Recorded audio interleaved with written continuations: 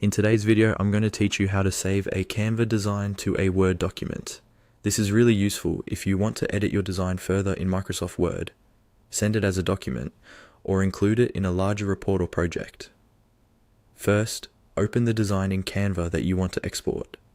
Make sure everything looks the way you want it to. Check your text, images, colors, and layout.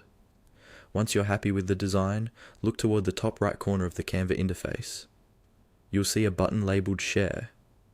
Go ahead and click on that. When you click Share, a panel will open with several options for how you can use or export your design. From here, you're going to look for the Download option.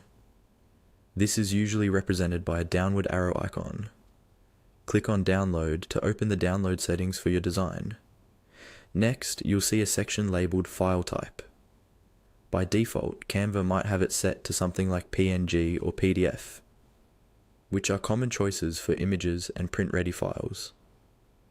Since we want to save this design as a Word document, click on the File Type drop-down to open the list of available formats. From the list, scroll until you find the option labeled DOCX. This is the file format used by Microsoft Word. Click on DOCX to select it. Choosing this option tells Canva to convert your design into a Word-compatible document, which you can open and edit in Word or other word processing software that supports DOCX files.